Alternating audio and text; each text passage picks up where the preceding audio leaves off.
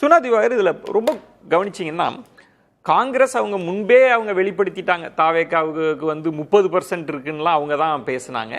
அப்படியே அந்த உறவை ஒரே நாளில் துண்டிச்சுட்டு போயிட்டாங்க. அப்போ அவங்களால கூர்மையான திமுக எதிர்ப்பை கூட எடுக்க முடியும், தாவேக்காவோட கரம் கோர்க்க முடியும்.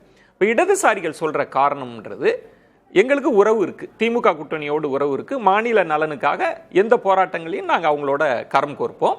ஆனால் இவரை ஆதரிச்சதுக்கு காரணம்ன்றது மதசார்பற்ற ஒரு முற்போக்கு அணியா அதை நாடி வந்திருக்கிறார், அதற்காக செக்குலரிசம், அதுக்காக நாங்கள் ஆதரிக்கிறோன்றது அவங்க நிலைப்பாடு.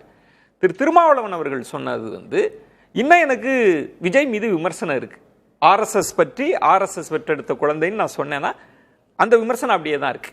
இந்த அரசு கவிழ்ந்து விடக்கூடாது, அந்த பழி என் மீது வந்து விடக்கூடாது என்பதற்காக நான் ஆதரிக்கிறேன் அப்படின்னு. இந்த ஆதரவு நிலைப்பாடே ரொம்ப ஒரு கத்தி மேல நடக்கிற மாதிரி இருக்கா?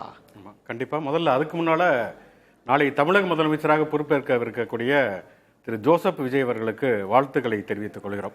ஏன்னா தமிழ்நாட்டில் முதன்முறையாக ஒரு சிறுபான்மை மதத்தைச் சேர்ந்த ஒரு முதலமைச்சர் ஆகிறார் அப்படிங்கிறது உண்மையிலேயே ஒரு சமூக நீதிமன்றத்தில் அது ஒரு வரவேற்கத்தக்க ஒரு விஷயம். அந்த வகையில் திரு ஜோசப் விஜய் அவர்களுக்கு வாழ்த்துக்களை தெரிவித்துக் கொள்கிறேன். இப்போ நீங்கள் கேட்ட கேள்விக்கு முன்னால் முதல் அமர்வில் வந்து சபீர் ஒரு விஷயம் சொன்னார், அது தொடர்பாகவும் ஒரு 2 மினிட்ஸ் மட்டும் சொல்லிக்கிறேன். என்னன்னா வந்து ஒன்று, விஜய் அப்படிங்கிறது வந்து விஜய் மதச்சார்பற்ற கட்சிகளை மட்டும்தான் அவர் ஆதரவு கேட்டார். அவர் நினைச்சிருந்தா தேசிய ஜனநாயக கூட்டணியில் வந்து ஆதரவு கேட்டிருக்கலாம் அப்படின்னு. அதிமுகவிடம் முதல் ஆதரவு கேட்டார் என்கிற தகவல்களும் வெளியாகி இருக்கின்றன. ஏன்னா எல்லாமே இங்கே தகவல்கள் தான். உறுதிப்படுத்தப்பட்ட விஷயம் அப்படிங்கிறது தமிழக வெற்றி கழகத்தின் தரப்புல இருந்து வந்தால் மட்டும்தான். அதனால தான் முதலே சொன்னேன், அவங்க ஆதரவு கடிதங்கள் கொடுத்தது வந்து சிபிஐ, சிபிஎம், இவங்க ஐயுஎம்எல், இவங்க விடுதலை சிறுத்தைகள் மட்டும்தான். அமமுகவுடைய வேட்பாளர் மட்டும், அமமுகவுடைய தலைமையிட்டையும் அவங்க வந்து ஆதரவு கடிதம் கொடுக்கல. அமமுகவுடைய எம்எல்ஏ எங்களுக்கு ஆதரவு வாங்கணும் தாவேக்கா வெளிப்படையாக சொல்லவில்லை. அப்படி வெளிப்படையாக இல்லாமல் திரைமறைவாக பேச்சுவார்த்தை நடந்துகிற பொழுது அவர்கள் பாஜக ஒரே ஒரு எம்எல்ஏ தான் இருக்காங்க, அதிமுக அவங்க பேச்சுவார்த்தை நடத்தல் அப்படிங்கிறது யாருக்குமே தெரியாது. இன்னொன்னு, இப்ப நான் அதே மாதிரியான ஒரு தகவல் தான் திமுக அதிமுக கூட்டணி அமைக்கப் போகிறது, அதுவுமே யாருமே உறுதிப்படுத்தப்படவில்லை. எப்படி வந்து தமிழக வெற்றி கழகம் முதல் முறையாக தன்னுடைய ஆதரவை அதிமுக கேட்டது, அதை அதிமுக நிராகரித்து விட்டது அப்படிங்கிறது எப்படி ஒரு தகவலோ, அதே மாதிரி தான் திமுக அதிமுக கூட்டணி வந்து வைக்குங்கிறது. என்னை பொறுத்தவரை என்னுடைய தனிப்பட்ட நிலைப்பாடுங்கிறது, விஜய் வந்து பெரும்பான்மையான மக்கள் தேர்ந்தெடுத்து விட்டார்கள். அவருக்கு பெரும்பான்மை கிடைக்கவில்லை என்று சொன்னாலும் பெருவாரியான மக்கள் வாக்களித்து விட்டார்கள். அவர் முதலமைச்சராக வேண்டும், எதிர்க்கட்சிகளாக பொறுப்புள்ள வகையில் வந்து திமுகவும் அதிமுகவும் செயல்பட வேண்டும் என்பதுதான் என்னுடைய கருத்து. ஆனால் பெரும்பான்மை என்பது 118 அவருக்கு கிடைக்கல அப்படிங்கிறப்ப வந்து விஜய் வேண்டாம் என்று வாக்களித்த பெரும்பான்மையும் இன்னொரு பக்கம் இருக்குது அப்படிங்கிற ஒரு சாத்தியத்தை மட்டும்தான் சொன்னேன். இன்னொன்று, இது தாவேக்காவை ஒரு மதச்சார்பின்மை, தாவேக்காவுடைய வெற்றி என்பது ஒரு மதச்சார்பின்மை கிடைத்த வெற்றின்னு சொல்ல முடியாது. ஏன்னா திமுக மட்டும்தான் களத்தில் தமிழ்நாடு வெர்சஸ் என்டிஏ அப்படிங்கிற ஒரு முழக்கத்தை முன்வைத்தார்கள். அதிமுக வந்து ஸ்டாலினுடைய ஆட்சியை கட்ட வேண்டும். இவர் முன்வைத்த ஒரே ஒற்றை முழக்கங்கிறது பாஜக எதிர்ப்பு. அவருடைய பிரச்சாரத்தில் எத்தனை பாஜக எதிர்ப்பு பேசினாரு? அவர் முழுக்க திமுக எதிர்ப்பு மட்டும் தான் பேசினார். இடதுசாரிகளோட ஆதரவுல மதசார்பற்ற சொல்லி நான் முடிச்சுறேன். இல்ல, நம்ம அந்த இடத்துக்கு வந்துரும். இடதுசாரிகள் ஏன் ஆதரிச்சாங்கன்ற இடம் இருக்குல்ல, நம்ம அதெல்லாம் கடந்து வந்தாச்சு. அவருடைய பிரச்சாரத்தை பொறுத்த வரைக்கும் அவர் ஸ்டாலின் வேண்டுமா விஜய் வேண்டுமா என்பது மட்டும் தான் வைத்தது. அவருக்கு வாக்களித்தவர்கள் விஜய் வேண்டும் என்று சொல்லி தான் வாக்களித்தார்கள். அது மட்டும் தான். அவர் வந்து மதச்சார்பின்மை, பாஜக எதிர்ப்பு அவர் எங்கேயுமே முன்வைக்கவில்லை. இன்னும் சொல்ல போனால் இஸ்லாமியர்கள் அதிகம் இருக்கக்கூடிய பகுதிகளில் தாவாக பெரிய அளவில் வெற்றி பெறவில்லை. அங்கெல்லாம் திமுக கூட்டணி தான் வெற்றி பெற்றிருக்கிறது அப்படிங்கிறத யதார்த்தமான ஒரு விஷயம். அப்ப ஏன் இடதுசாரிகள் அந்த நிலைப்பாடு எடுத்திருக்காங்க? இடதுசாரிகள் ஏன் அந்த நிலைப்பாட்டை எடுத்திருக்கிறாங்கிறது அவங்க வெளிப்படையாகவே சொல்லியிருக்கிறார்கள். அவர்களை பொறுத்த வரைக்கும் ஒரு அரசுங்கிறது தேர்ந்தெடுக்கப்பட்டிருக்கிறது. இந்த அரசை வந்து கவிழ்ந்து விடக்கூடாது. இந்த அரசை வந்து கவிழ்ந்து விட்டது என்று சொன்னால் நேரடியாக குடியரசுத் தலைவருடைய ஆட்சி வந்துவிடும். குடியரசுத் தலைவருடைய ஆட்சிங்கிறது நேரடியாக பாஜக தமிழ்நாட்டை ஆள்வது. அது அந்த இடத்துல தான் சுகுணாதி வர எனக்கு கொஞ்சம் விளக்கம் கொடுங்க. இடதுசாரிகள் கொடுத்த விளக்கத்தில் திருமாவளவன் கொடுத்த விளக்கம் அப்படி இருக்கு. விஜய் மீது என்ன விமர்சனம், தாவேக்கா மீது என்ன விமர்சனம் வச்சேனோ அதுல எனக்கு மாற்று கருத்து இல்லை, என் மீது பழி வந்துடக்கூடாது, குடியரசுத் தலைவர் ஆட்சியை கொண்டு வந்துட்டேன்னு, அதுக்காக இந்த அரசு அமைவதற்கு ஆதரவு கிளியரா இருக்கு. நான் இடதுசாரிகள் சொல்வது ஒரு மதசார்பற்ற அணி அமையணும் அப்படின்னு அவரை நம்புறாங்க, மதசார்பற்ற குறியீடா அவரை பாக்குறாங்கல்ல, அதை நீங்க எப்படி மறுக்க? இடதுசாரிகள் முதல்ல தாவேக்காவுடைய கூட்டணிக்கு போகவே இல்லை.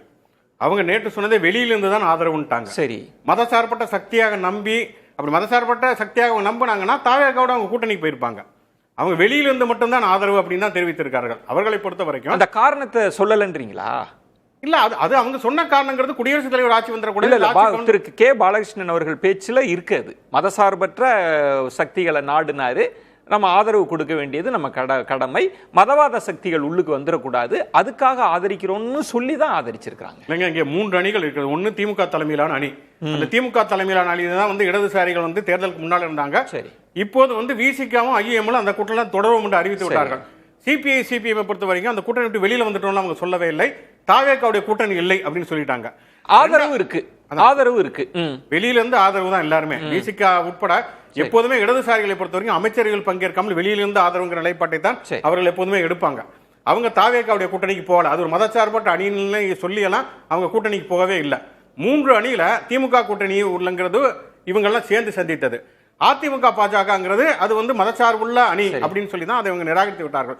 மூன்றாவதாக விஜய்க்கு வந்து பெரும்பான்மை கிடைக்காத பொழுது பாஜகவுடைய அல்லது குடியரசுத் தலைவருடைய ஆட்சி வந்துவிடக் கூடாது அப்படிங்கிற அடிப்படையில் மட்டும்தான் விஜய்க்கு ஆதரவை தவிர விஜய் வந்து ஒரு மதச்சார்பின்மைக்கான ஒரு பிரதிநிதி. பாஜக வந்துடக்கூடாது, பாஜக காலூன்றி விடக்கூடாது, அதை தடுக்கிறோம்னு சொல்லி விஜயை ஆதரித்தால் விஜய் அவங்க எப்படி புரிஞ்சுக்கிறாங்கன்னு நினைக்கிறீங்க? பாஜக மதவாதம்னு பாக்குறாங்க. அப்ப அதுக்கு எதிராக விஜய் இருக்கிறாரு நம்பிதானே சார் கொடுக்குறாங்க. நீங்க சொன்னதுலேயே அதுல பதில் இருக்கே. பாஜகவுக்கு இருக்கிறது ஒரே ஒரு எம்எல்ஏ தாங்க. பாஜக எல்லாம் ஆட்சி அமைக்க முடியாது. விஜயனுடைய ஆட்சி கவிழ்ந்து விட்டது என்று சொன்னால் ஒரு குடியரசுத் தலைவருடைய ஆட்சி வந்துடும். குடியரசுத் தலைவருடைய ஆட்சி என்பதே ஒன்றிய அரசுடைய ஆட்சி, அது ஒரு பாஜகவுடைய ஆட்சிங்கிற புரிதல் அடிப்படையில் தான்.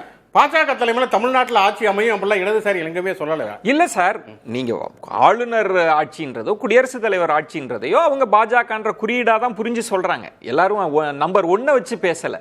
ஆனா விஜய் ஆதரிக்கப்ப என்ன காரணம்? என்ன காரணம்? பாஜக வந்துடக்கூடாது, மதவாதம் வந்துடக்கூடாதுன்னு சொல்லிட்டு விஜய் ஆதரிக்கிறாங்கன்னா நம்ம அதை கூட கடந்து போயிடலாம். இந்த ஆட்சி எப்படி இருக்கு, இந்த ஆதரவு நிலைப்பாட்டை எப்படி பாக்குறீங்க? விஜய் ஆதரிப்பது வெளியிலிருந்து தான் அவங்க ஆதரிக்கிறாங்க. விஜய் வந்து உண்மையிலேயே ஒரு மதச்சார்பற்ற ஆட்சியை தான் தரப்போகிறார் என்கிற முழு நம்பிக்கை இருந்தால் அமைச்சர்கள் பங்கேற்று ஆதரவை தெரிவித்திருப்பார்கள். இடதுசாரிகள் போய் அப்படி அமைச்சர்கள் பங்கெடுக்க மாட்டார்கள். பிசிகாவும் ஐயுஎம்எலுக்கு வந்து கடைசி வரைக்கும் அவங்க பெரிய அளவில் இல்ல, கடைசியில் தான் வந்திருக்காங்க. பிசிகா அந்த அமைச்சர்கள் பங்கெடுத்திருக்காங்க. இடதுசாரிகள் வெளியிலிருந்து தான் எப்போதுமே ஆதரவு தெரிவிப்பார்கள். பிசிகா ஆட்சியில் பங்கு அதிகாரத்தில் பங்கு எப்போதுமே பேசிக் கொண்டிருந்தவர்கள். உண்மையிலேயே இது வந்து முழுசா வந்து மதச்சார்பற்ற ஆட்சியாக இருக்கும் நம்பிக்கை இருந்ததுன்னா அவங்க கண்டிப்பாக அமைச்சர்கள் பங்கெடுத்திருப்பார்கள். அது நீங்க சொல்வது ரொம்ப சரி. அதனால அவங்க வெளியில இருந்து நாங்க திமுக கூட்டணியிலாம் தொடர்வோம், நாங்கள் வெளியிலிருந்து ஆதரவு தருகிறோம். நீங்க இன்னும் தாவேக்கா மீதான எங்களுடைய நிலைப்பாட்டை மாற்றிக்கொள்ளவில்லை அப்படின்னு அவங்க சொல்லியிருக்கிறாங்க. ஆமா, நீங்க சொன்னதுல ரொம்ப கிளியரான ஸ்டாண்ட். அந்த நிலைப்பாடுல இதுதான் எங்க பார்வைன்னு சொல்லி ஆதரித்தது வந்து திருமாவளவன். அதுக்கு இடதுசாரிகள்ட்டையும் ஒரு சின்ன இருக்கு அவங்க சொன்ன விளக்கங்கள்னு நம்ம பேச. இடதுசாரிகள் சொல்லுகிற பொழுது என்ன சொன்னாங்கன்னா, மாநில உரிமைகளுக்காக நாங்கள் திமுகவோடு இணைந்து போராடுவோம். தாவேக்காவுக்கு அளித்திருப்பது ஒரு நிபந்தனையற்ற ஆதரவு, வெளியில் இருந்து ஒரு ஆதரவு. இந்த ஆதரவு இன்னைக்கு தான். நாளைக்கு தாவேக்காவுடைய ஆட்சி பிஜேபி ஆதரவு நிலைப்பாட்டு எடுத்தால் இடதுசாரிகளும் அது வந்து அந்த ஆதரவை திரும்ப பெற்றுக் கொள்வார்கள். விடுதலை சிறுத்தைகள் ஆதரவு வெளிப்படையாக சொல்ல